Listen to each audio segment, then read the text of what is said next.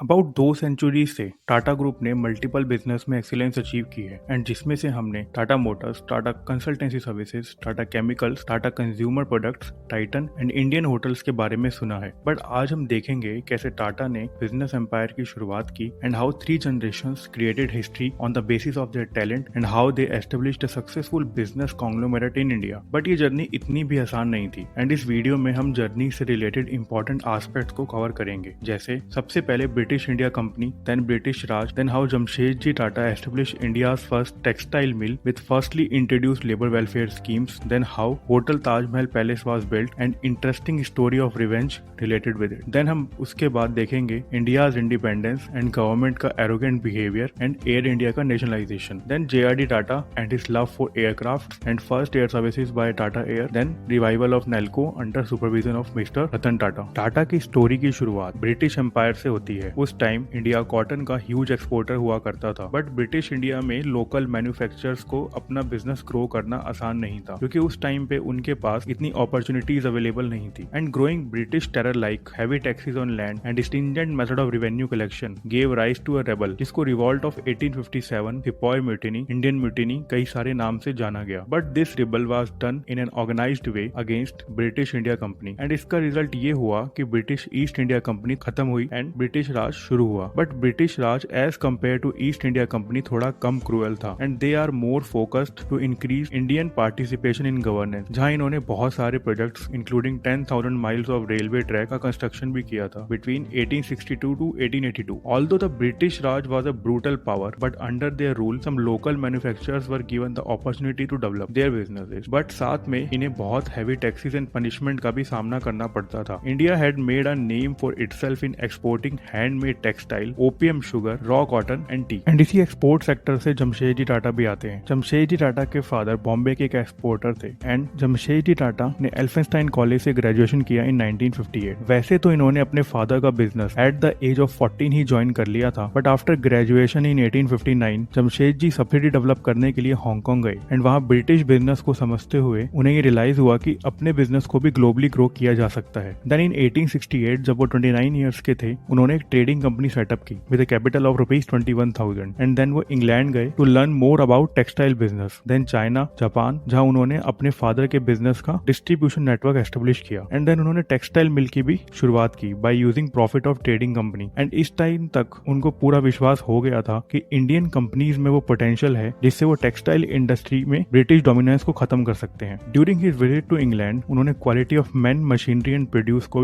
भी बहुत बारीकी से एनालाइज किया, बट वो ये सारी टेक्नोलॉजी इंडिया में लाना चाहते थे एंड उन्होंने अपनी टेक्सटाइल मिल्स में labour welfare schemes like sickness benefit and pension to employees जैसी स्कीम्स को इम्प्लीमेंट किया। एंड तब तक और कोई बिजनेस ने ऐसी स्कीम्स को इंट्रोड्यूस नहीं किया था। But he also analysed the industrial revolution in Europe, due to which he did not want to restrict himself to the textile industry only. And during the trip to Manchester उन्हें iron and steel के business के बारे में idea आया, but according to biographer Frank Harris उनके लिए iron and steel का business India में सेटअप करना बहुत मुश्किल था। But by passing all those difficulties उन्होंने 1901 में स्टील प्लांट पे काम करना शुरू किया एंड इस प्लांट का मॉडल सेम वैसा ही था जैसा उन्होंने जर्मनी में देखा था।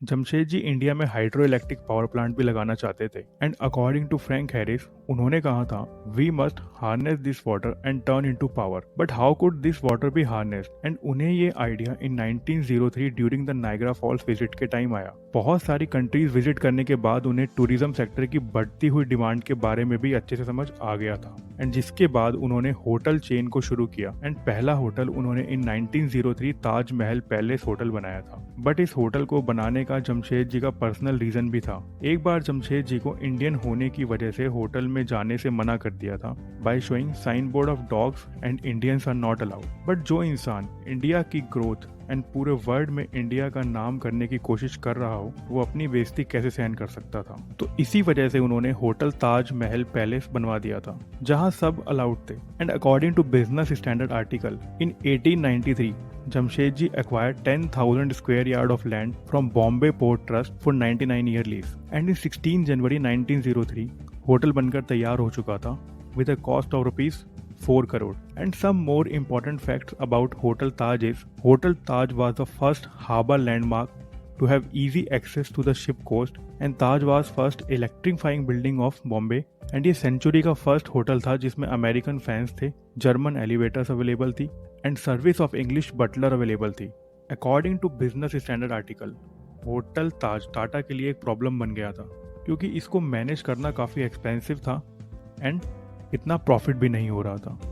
इसलिए some portion of the hotel was rented as a petrol distribution centre and sales room for motor car and garage for taxis, but Indian prince ऐसा होने नहीं देना चाहते थे। That's why they offered him a loan of ₹2 lakh to make hotel survive. But Hotel Taj also leaves his footprints on a road of history by many other ways. Like during World War I, इस hotel को 600 hospital beds में convert कर दिया था। In 1916, Muslim league and national Congress की meeting भी hotel ताज में ही हुई थी एंड ब्रिटिश इंडिया के लास्ट वाइसरॉय लॉर्ड माउंटबेटन की फेयरवेल स्पीच भी यहीं हुई थी in 1948 and this hotel also survive 26/11 attack and इन्हीं सब रीजंस की वजह से ये आज भी इंडिया की शान है। जमशेद जी का मानना था कि इंडिया का डेवलपमेंट सिर्फ multi level industrialisation, higher education and scientific research से ही पॉसिबल हो सकता है एंड इसी सोच की वजह से उन्होंने 14 बिल्डिंग एंड 4 लैंड्स को इंस्टीट्यूशन बनाने में लगा दिया था। But in 1904 Jamshed ji Tata passed away during his business trip in Germany and अब टाटा कंपनी की रिस्पॉन्सिबिलिटी उनके दोनों बेटों के हाथ में थी, sir Dorabji Tata and sir Ratan Tata. They brought together their ownership in a single holding company and जिसका एंटायर कंट्रोल ट्रस्ट के पास था, जो उन्होंने अपने आने वाली जनरेशन के लिए बनाया था एंड अपने फादर की ही तरह उनके बेटों ने भी टाटा एम्पायर को एक नए मुकाम पे पहुंचा दिया था by creating history with the first steel plant in 1907 by sir Dorabji Tata, India's first cement plant in 1912 and India's first insurance company in 1919। And अब टाटा सन्स नेक्स्ट जनरेशन को पास करने का टाइम आ गया था एंड बाय 1938 टाटा सन्स के अंडर 14 कंपनीज आती थी, but इस टाइम कंपनी की ओनरशिप जमशेद जी के ग्रैंडसन के पास ना जाकर उनके डिस्टेंट कजन को दी गई थी जिनका नाम था जहांगीर टाटा और JRD टाटा एंड ये बहुत ही इंटरेस्टिंग बैकग्राउंड से आते हैं। इनका बर्थ 29 जुलाई 1904 में टाटा फैमिली में हुआ था एंड इन 1929 ही became the first license pilot in India. JRD was a passionate aviator, so अपने इंटरेस्ट के अकॉर्डिंग उनका फर्स्ट प्रोजेक्ट भी एयरलाइन इंडस्ट्री को डेवलप करना ही था एंड इन 1932 इन्होंने टाटा एयर सर्विसेज शुरू की, but in beginning Tata Air Services used to carry postal mails only and later in 1938 they operated between Karachi, Ahmedabad, Mumbai,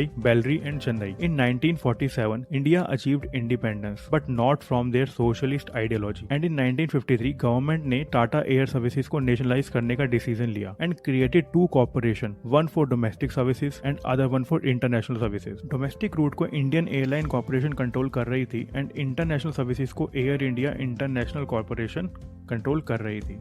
government ने जहांगीर जी को चेयरमैन तो रखा बट कंप्लीट ओनरशिप ना होने की वजह से कंपनी ने सिर्फ लॉस ही इनकर किया। But in 2001 NDA government failed that issue and made the first ever attempt to conduct a strategic sale of airline by selling its 40% stake. But JRD ने अपने एम्बिशंस को politics की वजह से sacrifice नहीं होने दिया and he created Tata Motors in 1945। Back then Tata motor was known as Telco, Tata engineering and locomotive company, and the main product to be manufactured were locomotives and other engineering products. Then from 1954 to 1969 company ने Daimler Benz के साथ collaboration किया for commercial vehicles and in 1961 first truck ship to Ceylon now in Sri Lanka and they made first indigenously passenger car Indica in 1998। In his 52 year of leadership he increase 14 companies to 95 companies, but government के intervention की वजह से उन्हें हर company में से Tata Sons का stake कम करना पड़ रहा था। बट गवर्नमेंट ने इसके बाद भी टाटा ग्रुप को टारगेट करते हुए MRTP एक्ट लाया,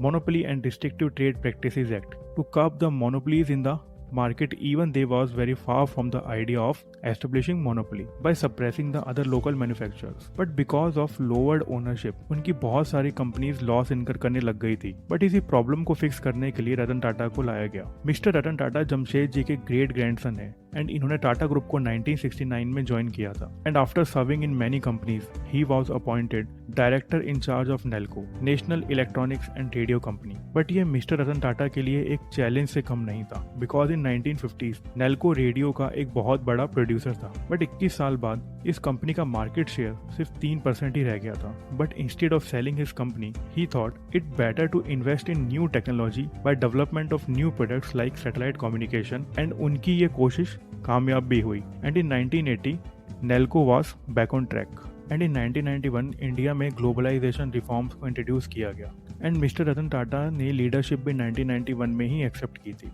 बट अब एक नया चैलेंज उनके सामने था कि एक स्ट्रॉन्ग इंडियन आइडेंटिटी वाली कंपनी एक ग्लोबल ब्रांड की तरह अपने आप को कैसे एस्टेब्लिश करे, क्योंकि इंडिया ने ग्लोबल कैपिटल मार्केट को ज्वाइन कर लिया था एंड ये एक थ्रेट की तरह था बिकॉज टिल 1991 टाटा बहुत प्रोटेक्टेड इकोनॉमी में ऑपरेट कर रहा था एंड क्योंकि under the government pressure mister JRD Tata ने टाटा ग्रुप को डिसेंट्रलाइज कर दिया था एंड जिसकी वजह से न्यू कंपटीटर को फेस करना और भी मुश्किल हो गया था। इसलिए रतन टाटा को ओनरशिप को रीस्ट्रक्चर करने के अलावा कोई सोल्यूशन नहीं था एंड उन्होंने अपनी होल्डिंग कंपनी टाटा सन्स का 20% स्टेक बेच के टाटा सब्सिडीज के शेयर खरीदे, specially Tata Steel and Tata Motors. Then उन्होंने अपनी सारी सब्सिडीज को 7 सेक्टर्स में डिवाइड कर दिया था: consumer, manufacturing, real estate, financial services, defence and communication. But एक स्ट्रगलिंग बिजनेस के लिए बस अपनी स्ट्रेंथ को एक्यूमुलेट करना ही काफी नहीं था एंड क्योंकि आफ्टर रिफॉर्म्स हर एक टाटा कंपनी इंटरनेशनल कंपटीटर्स की वजह से मार्केट शेयर लूज कर रही थी। But instead of losing market share to foreigners and mister Ratan Tata ने अपनी नई स्ट्रेटेजी के अकॉर्डिंग फॉरेन कंपटीटर्स को ही एक्वायर करना शुरू कर दिया। अगर मैं टाटा के फॉरेन एक्विजिशन की बात करूं तो सबसे पहले टाटा ने स्टील सेक्टर के अंदर Singapore NatSteel for $421 billion acquire किया। Then Anglo Dutch steel maker Corus को $12 बिलियन में एक्वायर किया in 2007। Then in 2004 South Korean company Daewoo commercial को एक्वायर किया for $102 million and gain 30% of market share. Then acquisition of 20% stake in Spanish bus maker Hispano Carrocera for $18 million. Then British Incat international for $53 million. Then Tata consultancy services ने 6 companies को acquire किया with more than 100 million deal. Then Videsh Sanchar limited followed by undersea cable company Tyco for $130 million and internet service provider Dishnet India division for $64 million and international telecom service provider Teleglobe for $239 million. In 2000, Tata Tea bought British giant Tetley for $407 million, then 33% stake in South African Jockels Tea Packer for $32 million, then Czech Republic Jamka and 30% stake in US-based water manufacturer Glasso for $677 million. Then under Indian Hotels, they acquired W, a hotel in Sydney, then Campton Hotel in San Francisco, then under auto sector, Jaguar Land Rover for $28.8 billion and many units of General Motors, Ford and Toyota. इस तरह अपनी weakness को opportunities में convert करके रतन टाटा ने Tata group को एक नए मुकाम पे पहुंचा दिया है एंड आज 154 इयर्स पुरानी कंपनी का रेवेन्यू है $106 billion with employees of 7,50,000 and recently Ratan Tata also followed the path of Jamshedji and took Air India back, and thus this family never broke India's side despite many difficulties and adds glory to the name of India in a whole world. And that's all for today. If you liked our content, then please share and subscribe. Thank you.